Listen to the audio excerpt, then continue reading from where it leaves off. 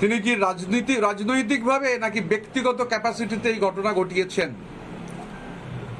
আমরা বিজেপির বিরোধী, রাজনৈতিক বিরোধিতার জায়গায়, কিন্তু কালকে সকালে যে ঘটনা ঘটেছে সেই ঘটনা প্রত্যেকে জানেন, প্রত্যেকে দেখেছেন, একটা অরাজক বিশৃঙ্খল পরিবেশ তৈরি করার প্রচেষ্টা।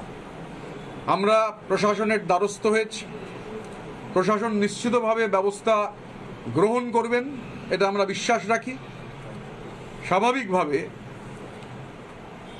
গতকালের ঘটনার যা ফুটেজ আমরা পেয়েছি, যেভাবে সকাল থেকে, এবং এখানে এই যে বিধানসভা কেন্দ্র যেখানে আমরা বসে রয়েছি, এটা এন্টালি বিধানসভা কেন্দ্র নয়, এটা চৌরঙ্গী বিধানসভা কেন্দ্রের অন্তর্গত। অন্য জায়গা থেকে, বহু দূর থেকে এইরকম কিছু লোক এনে এই বিশৃঙ্খলা, আমরা মনে করি এই বিশৃঙ্খলার সৃষ্টির চেষ্টা গণতন্ত্রের জন্য ক্ষতিকারক। গণতন্ত্রে বিরোধীদের কণ্ঠস্বর, বিরোধীরা তাদের কথা বলবেন, তাদের রাজনীতির কথা, বিরোধীরা জোরালোভাবে, আমরা আমাদের কথা বলবো।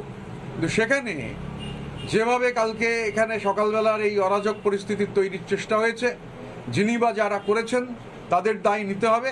এবং আমরা বিশ্বাস করি প্রশাসন নিশ্চিতভাবে, একজন নির্বাচিত বিধায়ক, একজন প্রাক্তন বিধায়ক, তাদের বাড়ির সামনে যে ঘটনা ঘটাবার চেষ্টা হয়েছে, প্রশাসন নিশ্চিতভাবে ব্যবস্থা নেবে। আমরা গতকালও প্রশাসনের সঙ্গে দেখা করেছিলাম, গতকাল সন্দীপন কমপ্লেন করেছে। আমরা ওয়েট করতে চাই, যদি ব্যবস্থা গ্রহণ না হয় তাহলে নিশ্চিতভাবে আমরা তারপর আলোচনা করে আমাদের পরবর্তী। নানা ধরনের কন্টেন্ট দেখার জন্য লাইক করুন, শেয়ার করুন আমাদের ফেসবুক পেজ, সাবস্ক্রাইব করুন আমাদের ইউটিউব চ্যানেল। পাশাপাশি অন্যান্য ব্রেকিং নিউজের জন্য অবশ্যই চোখ রাখুন রিপাবলিক বাংলায়।